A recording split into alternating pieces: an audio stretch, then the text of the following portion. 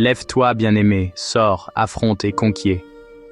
Beaucoup d'entre vous font de leur mieux pour appliquer la meilleure sagesse pratique afin de changer leur vie.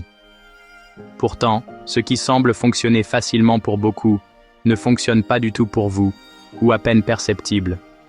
Qu'est-ce qui ne va pas chez moi?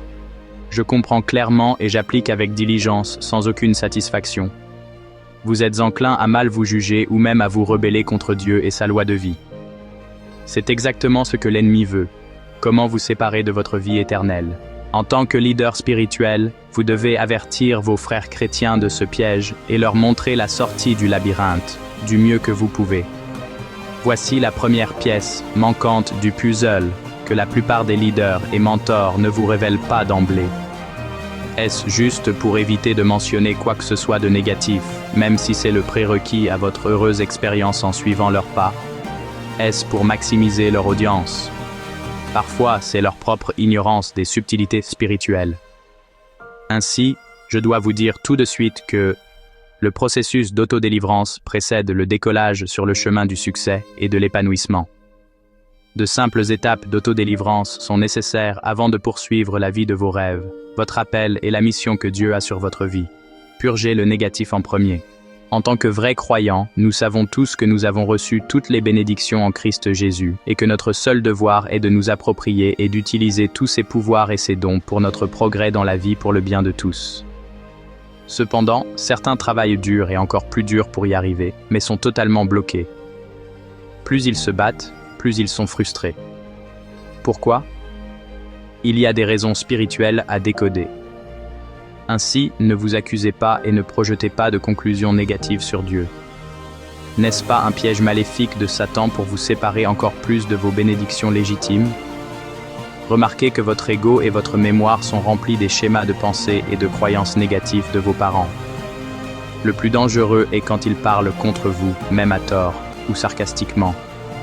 Cela attise la négativité que vous avez dans votre ego et commence à saboter votre progrès. Laissez-moi vous dire que si au moins l'un de vos parents continue de vous juger ou de vous condamner, même à tort, cela entrave votre progrès dans la vie. Ce n'est pas la volonté de Dieu. Rappelez-vous les 10 commandements. Honore ton père et ta mère. Pourquoi cela? Alliance de sang naturel. Peut-être ne savez-vous pas que tout ce qui est négatif dans votre lignée sanguine peut être utilisé par l'accusateur pour voler le droit légal de saboter votre vie.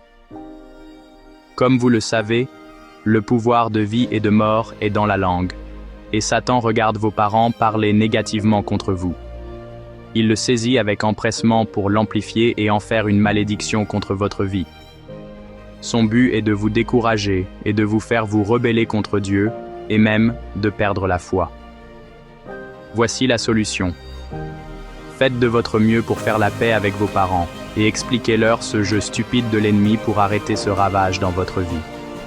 Commencez par les aimer et leur pardonner inconditionnellement.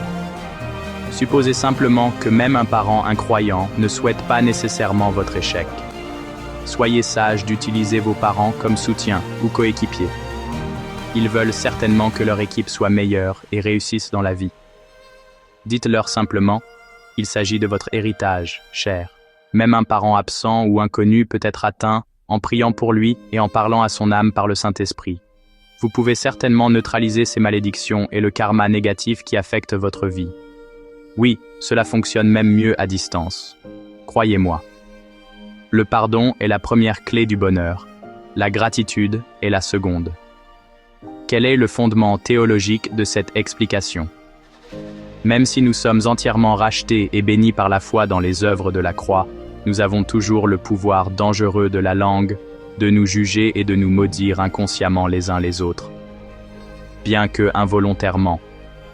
Cela rend Satan heureux d'utiliser vos pensées et paroles négatives pour saboter vos frères chrétiens. À quel point les paroles, les pensées et les jugements de vos parents à votre encontre peuvent-ils être efficacement utilisés pour saboter votre vie? Satan et ses démons sont si méchants qu'ils ne perdent aucune occasion de vous attaquer. En fait, tous ceux de votre lignée, jusqu'à la 4e génération, ont les mêmes effets négatifs sur vous. Bible. Méfiez-vous. Les liens d'âme des relations sexuelles ne sont pas moins pernicieux. Cependant, le pouvoir de votre parole de foi est imbattable pour assurer l'autodélivrance. De plus, vous savez que vos parents ne sont pas nécessairement des chrétiens parfaits qui ont complètement surmonté leur propre karma négatif, n'est-ce pas? Ils vous affectent inconsciemment avec leurs émotions, pensées et jugements négatifs. Ne pensez pas que vos parents croyants sont automatiquement délivrés de tous les démons et malédictions.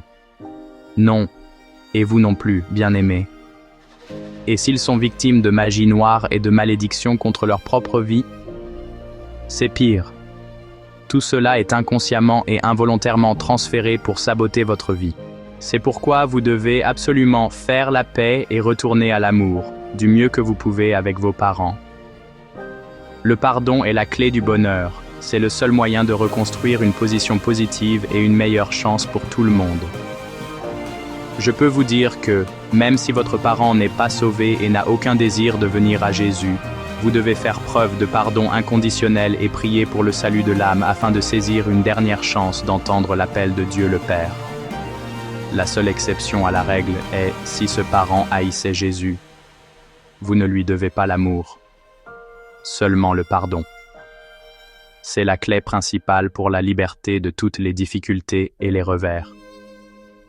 C'est obligatoire avant d'atteindre la porte ouverte de votre victoire, des bénédictions illimitées et une vie abondante dans l'amour de Jésus-Christ. Lorsque cela est fait, toute présomption positive de foi associée à une gratitude anticipée opère des miracles pour vous sans effort.